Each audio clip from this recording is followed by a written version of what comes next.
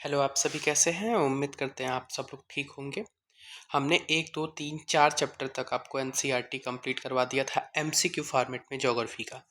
और ये कंप्लीट आपको पता भी होना चाहिए, रियल एनसीईआरटी चल रही है। इसमें कोई भी किसी भी किताब का ऐड अप नहीं है। पॉइंट भले मैंने ऐड कर दिया है अलग से, लेकिन आपको और कहीं से अलग सोर्सेज की बात नहीं की गई है इसमें, या रियल एनसीईआरटी की बात की गई है।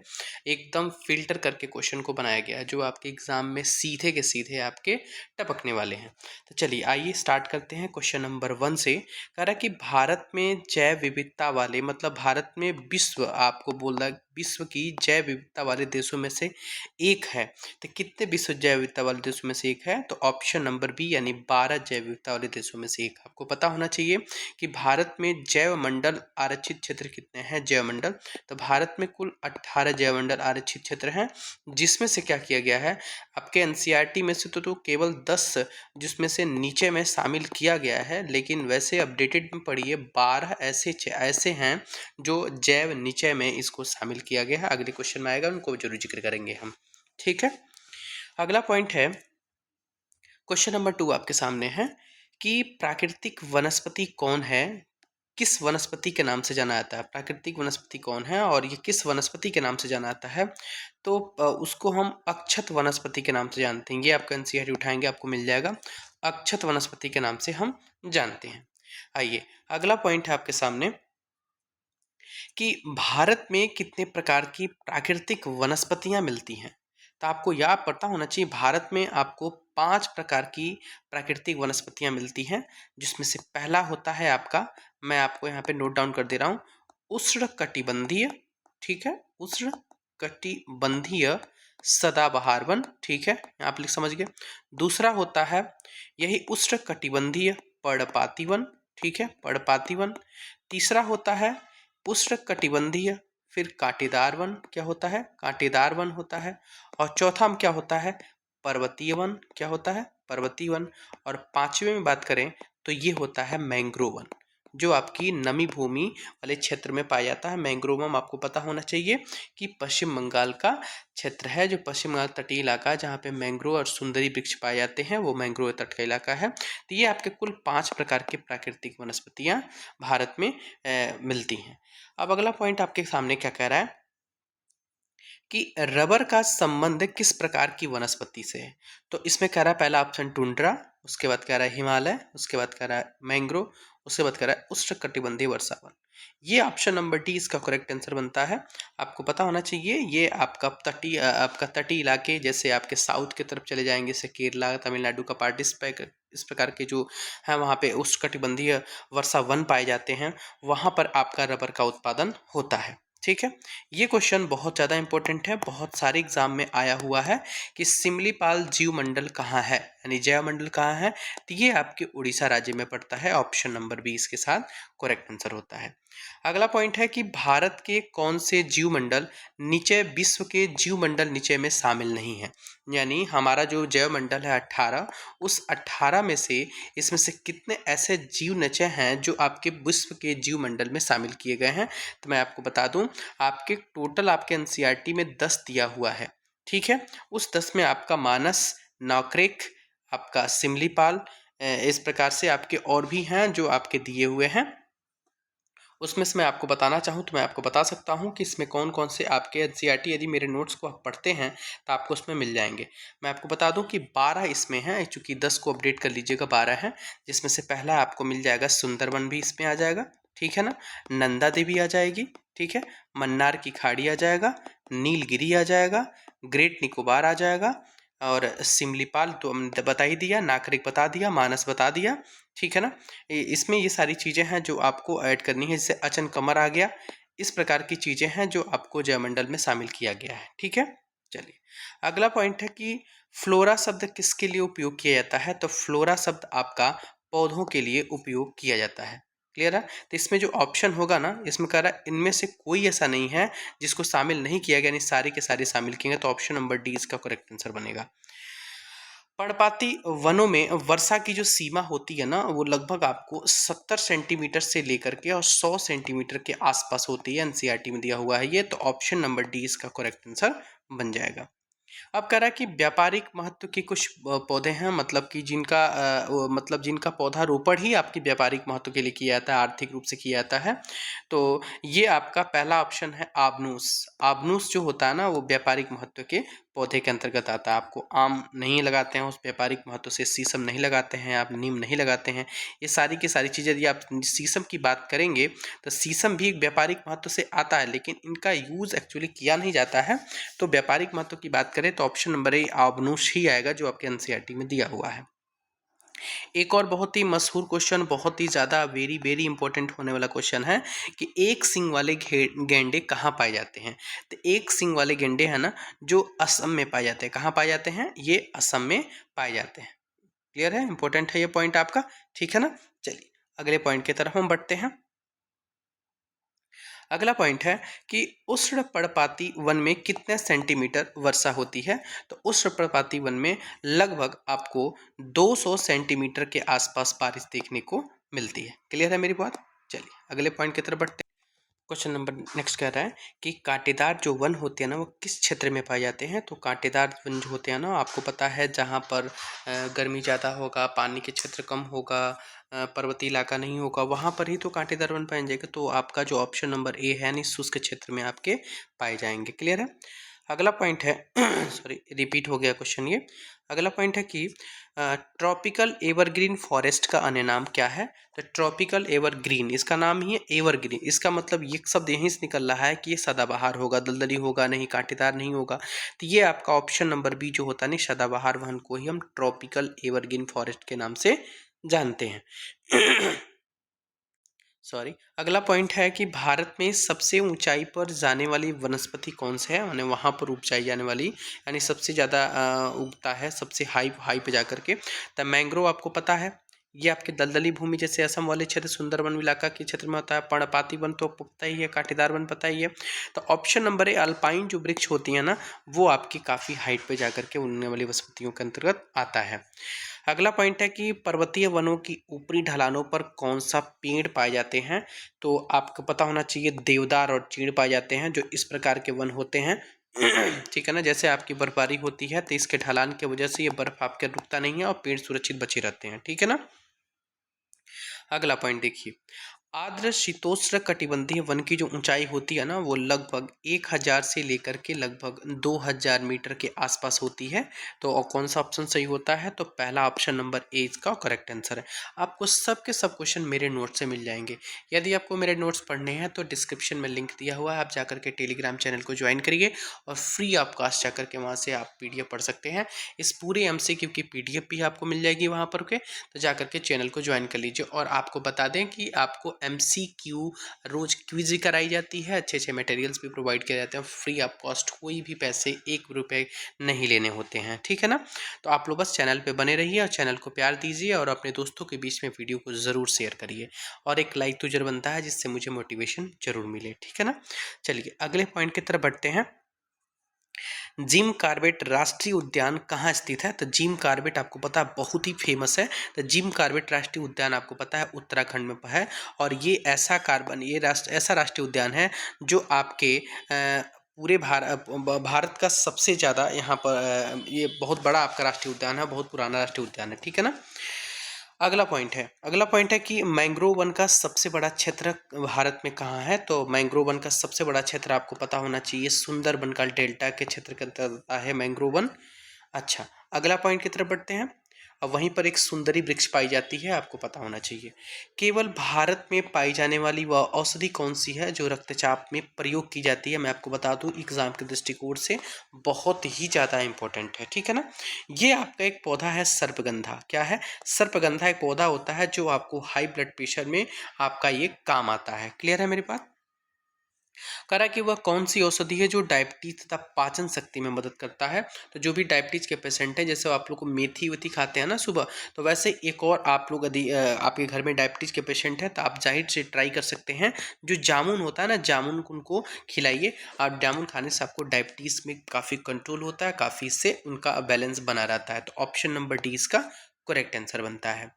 अगला पॉइंट है, निम्न में से आम किस पत्ते का रस कान के दर्द के इलाज में होता है। निम्न में से, सॉरी ये पॉइंट यहाँ पर गड़बड़ हो गया है, किस पत्ते का रस कान के दर्द के इलाज में होता है? तो आपको पता होना चाहिए कान के दर्द में एक तो गाँव में लोग नीम के पत्ती का भी उसका यूज़ कर सॉरी ये तुलसी का पत्ती का भी यूज़ करते हैं, लेकिन मैं आपको बता दूं इसमें जो बबूल होता है ना, बबूल बबूल के जो पत्ता होता है ना उसका रस यदि आप कान में डालते हैं तो आपको दर्द से राहत मिल जाएगी। क्लियर है? अगला ये कह रहा है कि जो कचनार का पौधा होता है ना, कचनार का पौधा, तो कचनार का पौधा एक्चुअली ये एंटीबायोटिक एंटीसेप्टिक में काम आता है। कहाँ पे आप यूज़ कर सकते हैं? वहाँ पे जहाँ पे आपको कहीं मान लीजिए आपके शरीर में फोड़ा हो, अल्सर हो, इस टाइप का, अल्सर तो बहुत बड़ी चीज़ हो गई हो, छोटे छोटे फोड़े फुंसी निकलते हैं, तो आप इन कचनार के पौधे को छाप लें, वहाँ पे लेप लगा दें तो आपको उससे राहत मिल जाएगा। तो ऑप्शन नंबर ए इसके साथ करेक्ट आंसर बनता है। क्लियर है? एक और इम्पोर्टेंट पॉइंट बनता है जो एग्जाम में बहुत ज़्यादा आता है, ये इंपॉर्टेंट आपके हिसाब मेरे हिसाब से लगता है कि जंगली गधे पाए जाते हैं। मेरे ख्याल से बहुत भाई बहन को पता भी होगा, ये आपके गुजरात के कच्छ के रण में ये आपके जंगली गधे पाए जाते हैं। क्लियर है? ऑप्शन नंबर 2 इसका करेक्ट आंसर बनता है। अगले क्वेश्चन नंबर 25 की तरफ चलते हैं। आपको कम से कम 40-42 क्वेश्चन आपको इस चैप्टर से मिलेंगे। इसके बाद इस चैप्टर से कोई भी ऐसा क्वेश्चन नहीं होगा जो एग्जाम में और आप न कर पाए, ये मेरी गारंटी है यदि आप इसको पढ़ के जा रहे हैं तो। ठीक है? भारतीय शेरों का प्राकृतिक स्थल कहाँ है? तो भारतीय शेरों का प्राकृतिक स्थल एक ही होता है पूरे भारत में, वो है गुजरात का गिर जंगल है। वो भारत का आपका एक ही जंगल है जहाँ पर शेरों का प्राकृतिक निवास पाया जाता है। क्लियर है मेरी बात? चलिए अगला पॉइंट की तरफ हम बढ़ते हैं। भारतीय जीव सुरक्षा अधिनियम, ये बहुत इंपॉर्टेंट पॉइंट है। भारतीय जीव सुरक्षा अधिनियम भारत में कब लागू किया गया? तो ये लागू किया गया है आपका 1972 में। कब लागू किया गया है? 1972 में। ठीक है ना? ये 1972 में आपका लागू किया गया है। और मैं आपको बता दूं इसके साथ ही एक और आपको बहुत इंपॉर्टेंट पॉइंट इसमें आपको देखने को मिलेगा। क्वेश्चन नंबर 27 में पढ़ेंगे आप तो, भारतीय जीव सुरक्षा अधिनियम भारत के किस राज्य में लागू नहीं होता है? तो भारत के जम्मू कश्मीर ऐसा राज्य है जहां पर आपको भारतीय जीव सुरक्षा अधिनियम की पॉलिसी लागू नहीं होती है। जिसको भी मेरी वीडियो पसंद आ रही है प्लीज़ एक लाइक तो जरूर कर दीजिएगा और एक प्यारा सा कमेंट करिएगा आपको वीडियो मेरी कैसी लग रही है और आपको किस टॉपिक पे, किस सब्जेक्ट की वीडियो आपको चाहिए वो जरूर कमेंट करेंगे। ठीक है ना? चलिए अगले पॉइंट की तरफ बढ़ते हैं। कह रहा है कि विश्व का वो कौन सा देश है जहां पर शेर और बाघ, ध्यान दीजिएगा बहुत इंपॉर्टेंट पॉइंट है, जहां पर शेर और बाघ दोनों पाए जाते हैं? तो ये मेरा प्यारा सा भारत है जहां पर हमारे देश में शेर और बाघ ही दोनों पाए जाते हैं। ऐसा कोई ऐसा देश नहीं जहां पे दोनों पाए जाते हों। अगला पॉइंट है कि घड़ियाल जो है वो किसकी प्रजाति है? तो घड़ियाल आपकी मगरमच्छ की प्रजाति होती है, नौ की चूहा की, नौ की चमगादड़ की, नौ की शेर की। तो ये ऑप्शन नंबर बी आपके साथ करेक्ट आंसर बन जाता है। अगला पॉइंट की तरफ बढ़ते हैं। कह रहा है कि साइबेरियन सारस का निवास स्थान कहाँ पाया जाता है? तो ये पाया जाता है, तो साइबेरियन का जो भारत में निवास स्थान है, चूंकि ये तो आपको पता है ना कि ये आपके मौसम दशाओं पे डिपेंड करता है इनका निवास। जैसे आपकी गर्मी होती है तो ये स्थानांतरित, ये प्रवासी पक्षी हैं आपके, कौन से हैं? ये प्रवासी पक्षी हैं जो आपके विदेशों से आपके देश में आते हैं। ठीक है ना? तो इनका जो निवास स्थान है भारत में वो कच्छ का रण है। क्या है भैया? कच्छ का रण है। ऑप्शन नंबर ए आपका करेक्ट आंसर बन जाता है। एक और बहुत शानदार क्वेश्चन आपके सामने है, वह कौन सी ऐसी पक्षी है जो अपना घोंसला कीचड़ के ढेर में बनाती है? बहुत सारा कीचड़ होगा वहां पर जाकर के ये बनाएगी, और आपको पता है ये कच्छ के रण में ही बनाती है और उसका नाम है फ्लेमिंगो। क्या नाम है उसका? फ्लेमिंगो। ऑप्शन नंबर ए आपकी होती है ये। इसको मतलब इसका यदि आप देखें तो फ्लेमिंगो जो है, एक मिनट मैं आपको बता रहा हूँ, एक सेकेंड। फ्लेमिंगो जो होता है ना, ये लाल सुंदरी जो होती है ना, ये आपकी, जो मैं आपको बता दूं कि ये लाल सुंदरी नाम की जो इसके पास एक कलंगी होती है, मतलब इसके हेड पे एक रेड सा होता है ना, रेड सा लगा होता है हेड पे ये, तो इसका नाम फ्लेमिंगो है, जो हजारों की संख्या में आती हैं और जाकर के आपके मरुभूमि समुद्र में जाके मिलती हैं। वहाँ पर ये अपना घोंसला बनाती हैं, वहीं पर रहती हैं और ये कीचड़ के ढेर में अपना घोंसला बना करके रहने का काम करती हैं। अगला पॉइंट है, भारत में कुल कितने जैवमंडल हैं? मैं आपको पहले बता चुका हूं, भारत में कुल 18 जैवमंडल हैं। कितने जैवमंडल हैं? कुल 18 जैवमंडल है, जिसमें आपको एनसीईआरटी में बताया था कि जो 10 जैवमंडल ऐसे हैं जो पूरे विश्व के जैवमंडल नीचे में शामिल हैं। ठीक है ना? लेकिन आपको अपडेट में बता दूं कि ऑप्शन 12 है, तो आप ऑप्शन 12 पे क्लिक करिएगा, 10 पे नहीं। ठीक है ना? प्रेफरेंस आप 12 पे देंगे। अगला पॉइंट, भारत में कितने प्रकार की वनस्पति प्रजातियां पाई जाती हैं? जो एनसीईआरटी में अभी तक था है वो 47,000। तो उसके ऑप्शन नंबर 2 की तरफ हम बढ़ेंगे। अगला पॉइंट है 2001 में वनों का क्षेत्रफल भारत के क्षेत्रफल का कितना परसेंट है? तो आपको पता होना चाहिए वनों का क्षेत्रफल भारत के क्षेत्रफल का लगभग 20.55% है। ठीक है ना। अगला पॉइंट देखिए, सिनकोना के वृक्ष कितनी वर्षा वाले क्षेत्र में पाए जाते हैं? तो आपको पता होना चाहिए सिनकोना के जो वृक्ष है ना वो लगभग मेरे ख्याल से 70 सेंटीमीटर के आसपास वाले क्षेत्र में पाए जाते हैं, लेकिन ये आपका गलत है। 70 नहीं है, लगभग 100 सेंटीमीटर के आसपास पाए जाते हैं। हम सीक्यू आप चेक कर सकते हैं। तो सॉरी, माफी चाहते हैं, 100 सेंटीमीटर ही इसका आंसर होगा। सिनकोना के वृक्ष इतने सेंटीमीटर वर्षा वाले क्षेत्र में पाए जाते हैं। भारत का पहला जीव आरक्षण क्षेत्र कौन सा है? तो भारत का पहला जीव आरक्षण क्षेत्र कौन सा है? वेरी वेरी इंपॉर्टेंट पॉइंट है ये। तो पहला है आपका नीलगिरी। क्या है भैया? नीलगिरी आपका पहला आपका जीव आरक्षण क्षेत्र है। क्लियर है मेरी बात? चलिए अगले की तरफ बढ़ते हैं हम। भारत में किस वर्ष पहला वन महोत्सव मनाया गया था? जो सबसे पहला वन महोत्सव मनाया गया था वो था 1952। क्या टाइम था उसका? 1952 में सबसे पहला वन महोत्सव मनाया गया था। अगला पॉइंट है, देशज किसे कहते हैं? देशज, ये यहीं से आ रहा है। देशज, देशज का मतलब होता है जो मूल रूप से भारतीय हों या बाहरी रूप से, तो ये होगा नहीं, विदेशी रूप से तो होगा नहीं, प्राकृतिक रूप से तो होगा। प्राकृतिक मान लो विदेश में भी तो हो सकते हैं। तो जो ऐसा पौधा जो प्राकृतिक रूप से भारत में उगता हो तो वो आपका देशज कहलाता है। क्लियर है मेरी बात? अगला पॉइंट, वनस्पति जगत शब्द की अर्थ है। तो वनस्पति जगत शब्द का अर्थ क्या है? पौधों की उत्पत्ति है कि जानवर की उत्पत्ति? जानवर की उत्पत्ति तो नहीं होगा। वनस्पति की उत्पत्ति की प्राणियों की उत्पत्ति है? प्राणी की उत्पत्ति नहीं हुई। अब बात आ गई पौधों की उत्पत्ति की वनस्पति की उत्पत्ति। तो वनस्पति जगत शब्द का अर्थ ही है कि वनस्पति की उत्पत्ति। क्या है आपका? वनस्पति की उत्पत्ति आपकी वनस्पति जगत शब्द का अर्थ है। क्लियर है मेरी बात? चलिए अगले पॉइंट की तरफ बढ़ते हैं। ये पॉइंट है आपका, मैंग्रोव वन किस प्रकार के होते हैं? तो मैंग्रोव वन आपको पता है जहां पर दलदली इलाके पाए जाते हैं, जहां पर हमेशा पानी पाया जाता है, यानी वो आपका उसमें ऑप्शन नंबर ए है, पानी में डूबी जड़ें जो होती हैं मैंग्रोव वन के प्रकार होते हैं, न कि सूखी न कि उभरती हैं। उनमें से कोई ऑप्शन दिया ही नहीं है, तो ऑप्शन नंबर ए की तरफ हम बढ़ेंगे। अगला पॉइंट है आपका कि उष्णकटिबंधीय पर्णपाती वन में वृक्षों की पत्तियां कितने समय तक गिर जाती हैं? तो आपको पता होना चाहिए लगभग 6 से 8 सप्ताह का टाइम होता है। इस सप्ताह के ड्यूरेशन में जो उष्णकटिबंधीय वर्षा वन होते हैं इनकी पत्तियां आपकी गिर जाती हैं। उम्मीद करते हैं आपको इस चैप्टर से, चैप्टर नंबर 5 से कोई भी परेशानी होगा आप प्यारा सा कमेंट करेंगे। आपकी बहुत दिक्कत होता है तो आप जा करके मुझे आप टेलीग्राम ज्वाइन करके वहाँ पे आप मैसेज कर सकते हैं ग्रुप में। क्लियर है मेरी बात? चलिए उम्मीद करते हैं सबको पसंद आ रहा होगा। अब हम चलेंगे चैप्टर नंबर 6 की तरफ। ये आज मैं आपको फाइनल देने वाला हूँ। Final NCERT geography.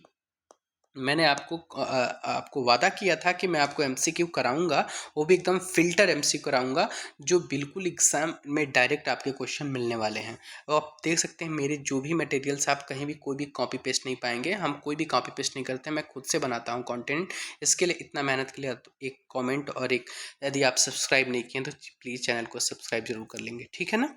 चलिए ज्योग्राफी की ये लास्ट वीडियो, ज्योग्राफी की ये लास्ट पार्ट है, इसमें आपको कंप्लीट मिल जाएगा। चलिए टाइम को वेस्ट न करते हुए चैप्टर को शुरू करते हैं। चैप्टर नंबर आपका 6 है जनसंख्या। ये बहुत ही ज़्यादा इम्पोर्टेंट है, ये सबके लिए इम्पोर्टेंट है, ये न केवल बीपीएससी के लिए, क्योंकि ये सब एग्जाम के लिए इम्पोर्टेंट है। ठीक है, चलिए आइए स्टार्ट करते हैं। पहला क्वेश्चन आपके सामने है कि किस क्षेत्र में प्रवास आबादी की संख्या वितरण और संरचना में परिवर्तन लाता है? तो इसमें पहला आप क्वेश्चन कर रहा है कि प्रस्थान करने वाले क्षेत्र में। तो केवल प्रस्थान करने वाले क्षेत्र से अब आबादी के वितरण और संरचना में कोई परिवर्तन नहीं हो पाएगा, न कि केवल आगमन से हो पाएगा। तो ऑप्शन नंबर जो सी है, यानी प्रस्थान और आगमन दोनों वाले क्षेत्र से ही आपका आबादी के वितरण और संरचना में कोई परिवर्तन आप कर सकते हैं। ठीक है ना। तो ऑप्शन नंबर बी इसका करेक्ट आंसर हो जाएगा। अगला पॉइंट है कि जनसंख्या में बच्चों का एक बहुत बड़ा अनुपात किसका परिणाम है। तो जनसंख्या में एक बहुत बड़ा अनुपात किसका परिणाम है। तो आपको पता है कि जब जनसंख्या बढ़ेगी, इसकी जाहिर सी बात है कि उसमें उच्च जन्म दर होगा। क्या होगा? उच्च जन्म दर होगा। तो वहां से आपका जनसंख्या में बड़ा अनुपात आपको देखने को मिल सकता है। क्लियर है ना। अगला पॉइंट है, जनसंख्या वृद्धि का परिणाम दर्शाता है। तो जनसंख्या वृद्धि का परिणाम क्या दर्शाएगा? एक क्षेत्र की कुल जनसंख्या? बिल्कुल नहीं। प्रत्येक वर्ष लोगों की संख्या में होने वाली वृद्धि, यही आपकी जनसंख्या वृद्धि का परिणाम दर्शाता है। उम्मीद करते हैं आपको समझ में आ गया होगा। 2011 की जनगणना के अनुसार एक साक्षर व्यक्ति वह है जो अपने नाम को पढ़ लिख सके? बिल्कुल नहीं। जो किसी भाषा को पढ़ लिख सके? नहीं। उम्र 7 वर्ष हो, पहला ये हो गया, साक्षर में आपकी उम्र 7 वर्ष से ही काउंट की जाती है। अगले पॉइंट में, किसी भी भाषा को समझ सके और उस समझने के साथ साथ पढ़ और लिख सके। ये आपका एकदम सेटिस्फाइड होता है कि 7 वर्ष का उम्र हो, किसी भी भाषा को समझ सके और समझने के साथ साथ पढ़ और लिख सके, तब जाकर के वो व्यक्ति आपका साक्षर माना जाएगा। तो ऑप्शन नंबर सी की तरफ यानी 3rd नंबर आपका सही है। ये मैं आपको जो जनसंख्या करा रहे हैं वो जनसंख्या आप कर ले रहे हैं, तो मेरे ख्याल से आपको जनसंख्या से बहुत ऐसे ना के बराबर पॉइंट जो होगा, यदि डीप ना पूछे तो आपको पॉइंट नहीं मिलेगा। वरना जितने एमसीक्यू फॉर्मेट में फिल्टर क्वेश्चन आपको एनसीईआरटी में दिया हुआ है, उससे 2-4-10 क्वेश्चन मैं बढ़ा के ही दिया हूँ, कम नहीं दिया हूँ, क्योंकि लगभग 40 क्वेश्चन आपको जनसंख्या से मिले हैं। और जनसंख्या काफ़ी छोटा चैप्टर है, कुछ ज़्यादा इंपॉर्टेंट उसमें नहीं पॉइंट दिया हुआ है, जो दिया है उसको मैंने समराइज कर दिया है। क्लियर है। अगला पॉइंट है आपको कि भारत सरकार ने व्यापक परिवार नियोजन कार्यक्रम कब प्रारंभ किया था। तो ये आपका किया था 1952 में। ऑप्शन नंबर आपका 3rd इसका सही है। कह रहा है अगला पॉइंट कि 2011 की जनगणना के अनुसार भारत का लिंगानुपात कितना है। 913 कि 943 कि 912 कि 913। तो भारत का लिंगानुपात आपको पता होना चाहिए 943 है। तो आप कमेंट करके बताएंगे कि भारत में बाल लिंगानुपात कितना है। भारत में बाल लिंगानुपात कितना है। ठीक है। चलिए, अब जिसको भाई बहन को आता होगा वो ज़रूर बताएंगे कि भारत में बाल लिंगानुपात कितना है। बच्चे सामान्यतः होते हैं। बच्चे कब कहे जाएंगे? 18 वर्ष से उम्र होगा वो कहे जाएंगे, कि 10 वर्ष से उम्र होगा वो कहे जाएंगे, कि 21 वर्ष से कम के होंगे तब कहे जाएंगे, कि 15 वर्ष से कम के होंगे तब कहे जाएंगे। देखिए, आपकी जो एनसीईआरटी में दिया हुआ है कि जो जिसकी उम्र 15 वर्ष से कम हो, समझ में आएगा, जिसकी उम्र 15 वर्ष से कम होगा वो उसको हम बच्चों का नाम देंगे, मतलब वो बच्चे के अंतर्गत आएंगे, बच्चे की श्रेणी में। बिहार का जनसंख्या घनत्व कितना है? काफ़ी ज़्यादा इंपॉर्टेंट है एग्जाम के दृष्टिकोण से बिहार के। तो बिहार का जनसंख्या आपका 1102 है जनसंख्या घनत्व। ठीक है ना। अगला पॉइंट है कि तेलंगाना राज्य का गठन कब हुआ था। तो तेलंगाना राज्य का जो गठन हुआ था वो हुआ था 2 जून 2014 को। कब हुआ था? 2 जून 2014 को। क्लियर है मेरी बात।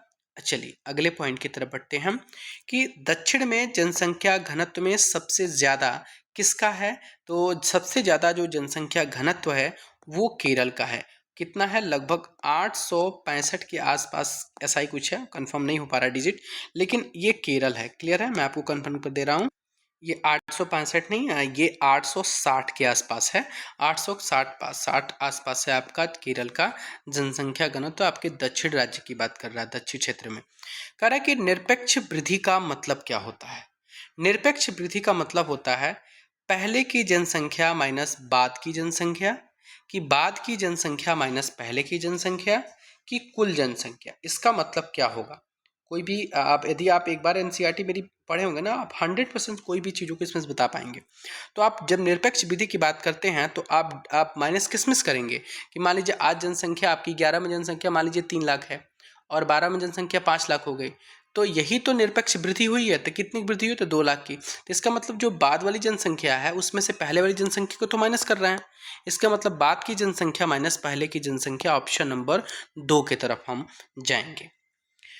कह रहा है कि कब से जनसंख्या में जो वृद्धि दर है वो धीरे धीरे कम होने लगी थी। तो धीरे धीरे कम होने लगी थी वो कब से जनसंख्या वृद्धि में? तो लगभग 1981 से आपको जनसंख्या में वृद्धि दर आपको धीरे धीरे कम देखने को मिलेगी।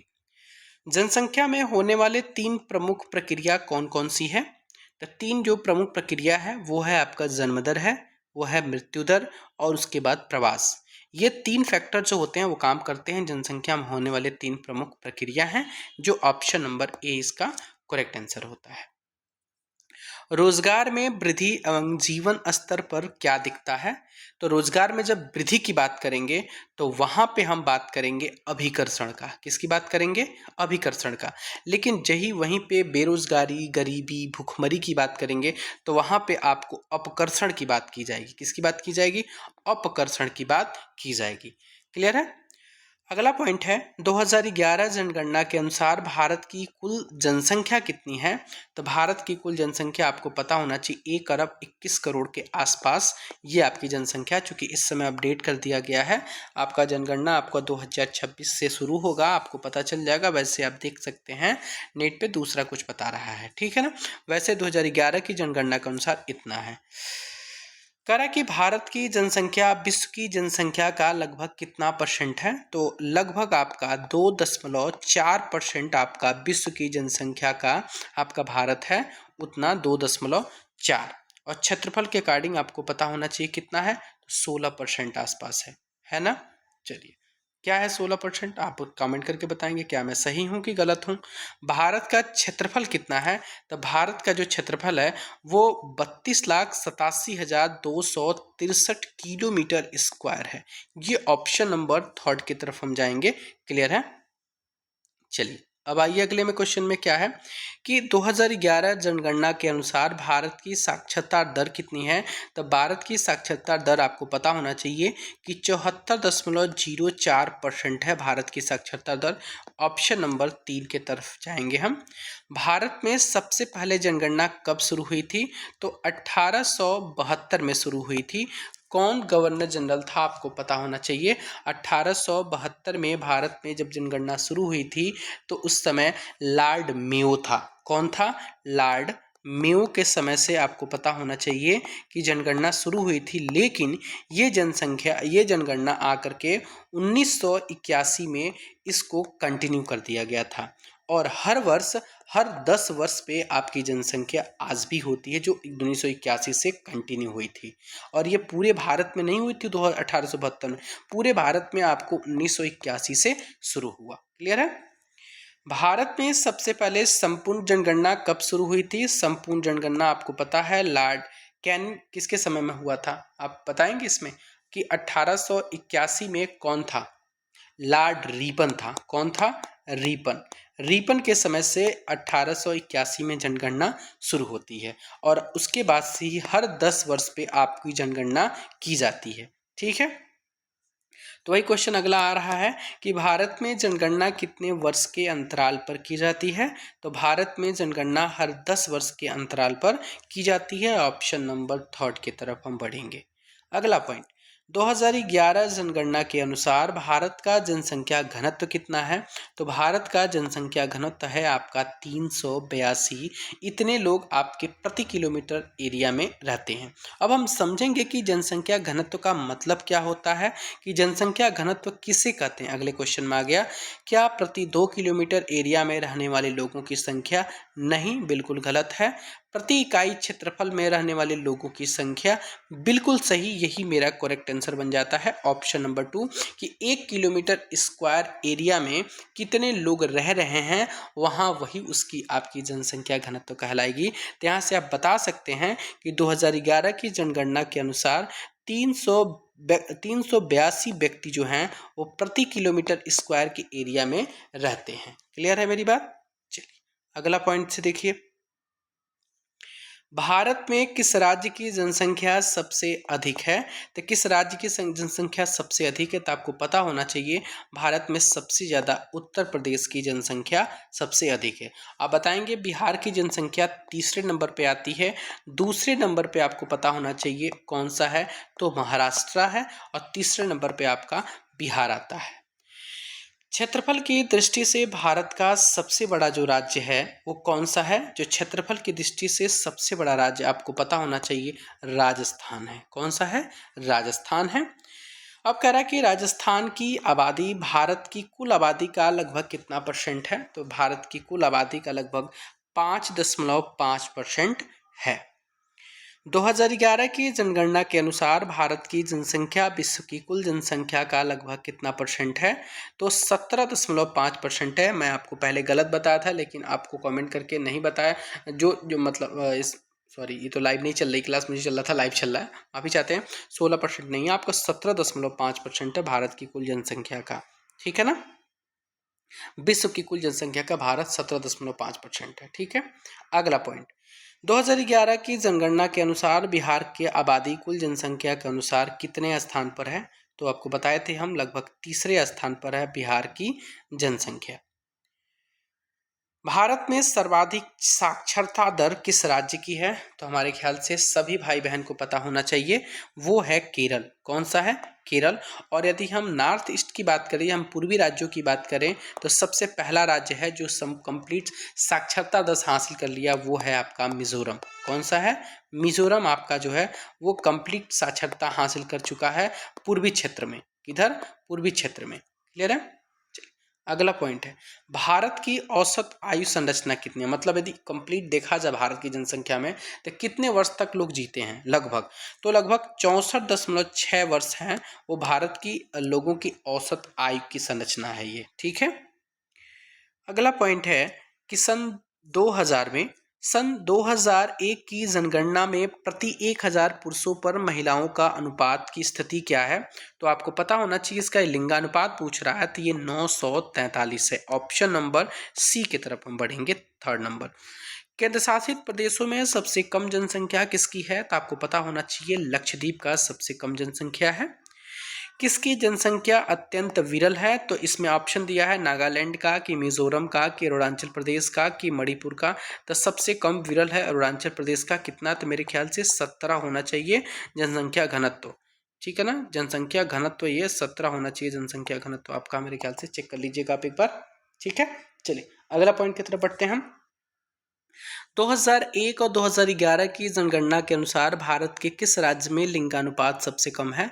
तो पता होना चाहिए सबसे कम लिंगानुपात आपके हरियाणा राज्य में है। ऑप्शन नंबर बी इसका करेक्ट आंसर बनता है। केंद्र शासित प्रदेश में सबसे कम जनघनत्व कहाँ मिलता है? सबसे कम जनघनत्व आपका लक्षद्वीप में मिलता है, अभी आपने पढ़ा भी है। भारत की जनसंख्या में किस वर्ष ऋणात्मक वृद्धि दर्ज की गई थी? तो वो आपका 1921 में 21 में मतलब जनसंख्या बढ़ी नहीं थी, जबकि जनसंख्या घटी हुई थी।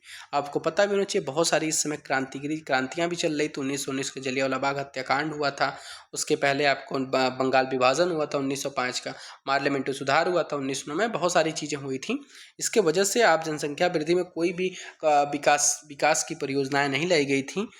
अगला पॉइंट है, भारत में किस वर्ष सर्वाधिक वार्षिक वृद्धि दर्ज की गई थी? लगभग 1971 में भारत में सबसे ज्यादा वृद्धि दर्ज की गई थी। अगला पॉइंट है, 2011 जनगणना के अनुसार भारत की महिला साक्षरता दर कितनी है? तो लगभग 54% के आसपास है महिला साक्षरता दर।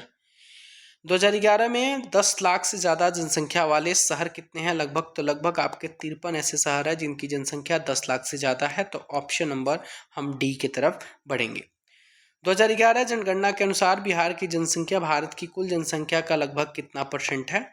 तो लगभग 8.6% के आसपास बिहार की जनसंख्या भारत की कुल जनसंख्या के बराबर है, ठीक है ना। तो इसी के साथ ही हमारा यहीं पे एंड होता है, और इसी के साथ हम आपको करा दिए हैं एनसीईआरटी ज्योग्राफी कंप्लीट, ठीक है ना। और रियल एनसीईआरटी है, एनसीईआरटी ज्योग्राफी हमने कंप्लीट करा दी है। आप वीडियो को पूरा आप देखिए, आपको मज़ा आएगा। जो भी बातें हैं आप कमेंट में प्यारा सा कमेंट जरूर करेंगे, वीडियो को लाइक करेंगे, और आप जो दोस्त आपकी तैयारी हैं, जो पढ़ाई कर रहे हैं, उनके बीच में शेयर भी करेंगे। Thank you so much.